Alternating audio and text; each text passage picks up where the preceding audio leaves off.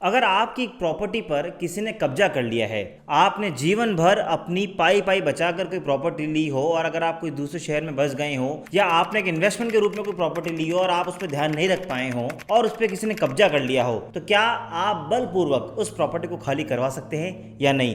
क्या कोई adverse position का फायदा उठाकर अगर लंबे समय तक आपकी प्रॉपर्टी पर कब्जा कर ले तो क्या आप कोर्ट का दरवाजा खटखटा सकते हैं या नहीं? और अगर आपको अपने कब्जे वाली प्रॉपर्टी को खाली करवाना है तो कैसे करवाएं? इन सारी बातों का जवाब हम आपको देंगे आज के इस डिटेल वीडियो में। हम आपको सुप्रीम कोर्ट के उस लैंडमार्क जजमेंट के बारे में बताएंगे जहां पर सुप्रीम कोर्ट ने कब्जे वाली प्रॉपर्टी को कैसे खाली कराएं उसके बारे में डिटेल जानकारी दी है। उस लैंडमार्क जजमेंट के फैक्ट्स के साथ साथ उसके लॉ को जानेंगे और आपको जागरूक करेंगे कि कैसे आप अपनी प्रॉपर्टी को एक दिन में खाली करवा सकते हैं। शुरू करते हैं आज का ये खास वीडियो। मैं हूं आपका अपना वकील दोस्त advocate Naman Manot. Welcome back to legal shorts. आप मेरे साथ देख रहे हैं वो चैनल जो आपको कानून से जुड़ी हर छोटी से बड़ी जानकारी देता है। इस चैनल को सब्सक्राइब कर लीजिए, बेल आइकन दबा दीजिए ताकि आप तक इस तरह के इन्फॉर्मेटिव वीडियोस आते रहें। और वीडियो शुरू करने से पहले एक बहुत जरूरी बात, अगर आपके साथ भी कोई इस तरह की समस्या है कानूनी जिसका आपको लगता है कि सॉल्यूशन चाहिए या आप हमारी टीम तक पहुंचकर कोई लीगल ओपिनियन लेना चाहते हैं तो मैं नीचे एक लिंक दे रहा हूं, आप उस पर क्लिक करके हम तक पहुंच सकते हैं और आप घर बैठे अपनी कानूनी समस्या का समाधान ले सकते हैं। शुरू करते हैं आज का ये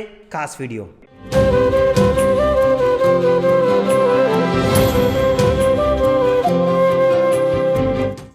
नमस्कार दोस्तों, सुप्रीम कोर्ट ने 2019 में पूनाराम वर्सेस मोतीराम इस जजमेंट में डिटेल में डिस्कस किया कि आप कैसे एक दिन में अपनी प्रॉपर्टी पे से कब्जा हटा सकते हैं। उस केस के लॉ पे हम डिटेल में डिस्कस करें उससे पहले थोड़े फैक्ट जान लेते हैं। पूनाराम ने एक प्रॉपर्टी खरीदी थी। पूनाराम ने जब वो प्रॉपर्टी खरीदी तो उसने उसके बाद म्यूटेशन भी अपने नाम करवाया। म्यूटेशन यानी नामांकरण, ताकि उस पे जो रेवेन्यू रिकॉर्ड होता है वहां पे उसका नाम दर्ज हो जाए। वो भी उसने पूरा प्रोसेस कर लिया, लेकिन वो अपनी प्रॉपर्टी का देखभाल नहीं कर पाया। हो सकता है शायद कोई दूसरे शहर चला गया हो या उसने बहुत सारी प्रॉपर्टी खरीद रखी हो। क्योंकि वो अपनी प्रॉपर्टी का ध्यान नहीं रख पाया तो जब वो कुछ साल बाद उस प्रॉपर्टी पे गया जो उसने खरीद ली थी और म्यूटेशन भी उसके नाम पे था, तो उसे ज्ञात हुआ कि मोती नाम के एक पर्सन ने उस प्रॉपर्टी पे अपना कब्जा कर लिया है। और मोतीराम ने बोला कि पूनाराम तुम ये जमीन भूल जाओ, आज से ये जमीन मेरी है, क्योंकि वह पिछले कई सालों से इस प्रॉपर्टी पे मेरा कब्जा है तो प्रॉपर्टी मेरी ही रहेगी। और मोतीराम को थोड़ा बहुत कानून पता था, इसलिए उसने कहा कि 12 साल से ऊपर एडवर्स पोजीशन का कानून लगता है तो अब तो इस प्रॉपर्टी को मैं खाली नहीं करूंगा, तुम्हें जो करना है कर लो। ये बात सुनकर अल्टीमेटली जब मैटर ट्रायल कोर्ट में पहुंचा, यानी जो नीचे की सिविल कोर्ट है वहां पहुंचा, तो सिविल कोर्ट में पूनाराम तो एक केस जीत गया। यानी जिसके नाम पे जमीन थी, जिसके नाम पे म्यूटेशन था, जो ओरिजिनल ओनर था, वो एक केस जीत गया क्योंकि उसने ये प्रूव कर दिया कि मैं इस जमीन का मालिक हूं और ये मेरे ही पोजीशन में थी। वो सिर्फ अवैध कब्जा उसका था मोतीराम का, पर मालिक तो मैं ही हूं। इस बात से, यानी इस ट्रायल कोर्ट के सिविल कोर्ट के ऑर्डर से एग्रीव्ड होकर, परेशान होकर, व्यथित होकर मोतीराम ने हाई कोर्ट का दरवाजा खटखटाया। ये मामला जब ऑनरेबल राजस्थान हाईकोर्ट के पास आया तो ऑनरेबल राजस्थान हाईकोर्ट ने इस बात को माना कि यस, 12 साल से ऊपर का कब्जा था, एडवर्स पोजीशन का प्रिंसिपल लागू होगा और अब इस पे मोतीराम का कब्जा है उसको वैलिड माना जाएगा और इस पे मोतीराम का ही हक रहेगा। यानी यहां पर पूनाराम जो था, जो ओरिजिनल ओनर था, वो केस हार गया। सिविल कोर्ट और हाई कोर्ट के बाद ultimately case honourable supreme court के पास आया। ऑनरेबल सुप्रीम कोर्ट में पूनाराम ने अप्रोच किया। पूनाराम यानी जो ओरिजिनल ओनर था, पूनाराम ने सुप्रीम कोर्ट में ये बात कही और कहा कि लिमिटेशन के ग्राउंड पर एडवर्स पोजीशन का फायदा मोतीराम नहीं उठा सकता। माना उसका कुछ सालों से उस प्रॉपर्टी पे कब्जा है,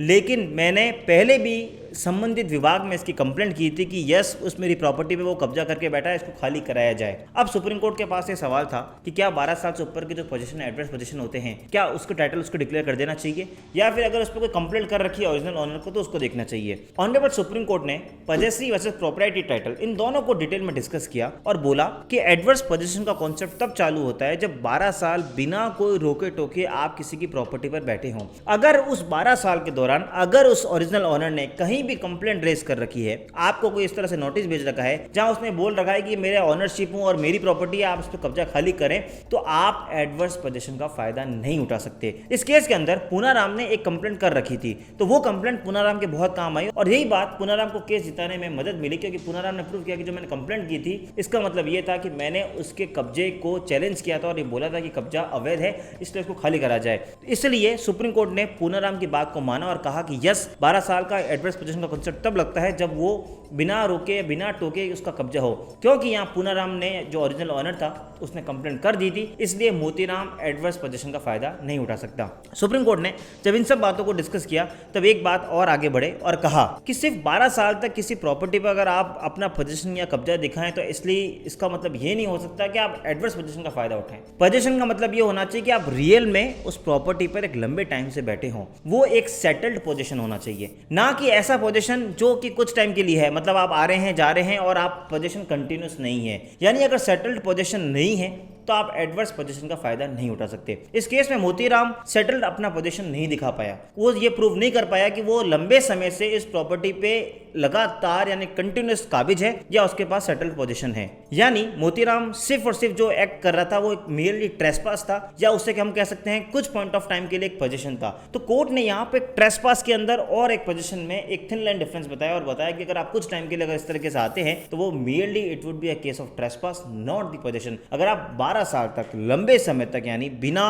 किसी की कंप्लेंट के अगर आप कंटिन्यूस पोजीशन में हैं तो आप एडवर्स पोजीशन का फायदा उठा पाएंगे, क्योंकि इस केस में पूनाराम ने कंप्लेंट की थी और दूसरा उसने ये प्रूव कर दिया था कि मोतीराम के पास एक कंटिन्यूस पोजीशन नहीं था। इसलिए सुप्रीम कोर्ट ने पूनाराम के फेवर में ये जजमेंट को डिसाइड करते हुए बोला कि यस पूनाराम राइट है, और क्योंकि उसकी ऑनरशिप है, उसके नाम पे म्यूटेशन है, इसलिए इस पे पोजीशन यानी जो कब्जा है, जो हक है, वो पूनाराम का ही रहेगा, और इस तरह से मोतीराम को उस कब्जे से बेदखल कर दिया। सुप्रीम कोर्ट ने इस पूरे जजमेंट को जब डिस्कस किया तो उन्होंने बोला कि आजकल इस तरह से काफी देखा गया है कि बहुत सारी प्रॉपर्टी पे लोग कब्जा कर लेते हैं और सिर्फ कई सालों से कब्जा करते आए हम इस ग्राउंड पर वो एडवर्स पोजीशन का फायदा उठाकर उस प्रॉपर्टी पे अपना कब्जा बोलते हैं। लेकिन सुप्रीम कोर्ट ने बोला कि अगर आपकी ऑनरशिप है, आपका म्यूटेशन है, आपने कहीं ना कहीं कंप्लेंट कर रखी है और कोई पर्सन है जो कंटिन्यूस पोजीशन में नहीं है, तो आप बलपूर्वक उस प्रॉपर्टी को एक दिन में खाली करवा सकते हैं। सुप्रीम कोर्ट ने इसमें वर्ड्स यूज किए हैं कि reasonable force you can use it, और आप उस प्रॉपर्टी पे कब्जा खाली करा सकते हैं। तो आज से आगे से अगर आपको लगता है कि आपकी प्रॉपर्टी पे किसी ने इस तरह से कब्जा कर रखा है जो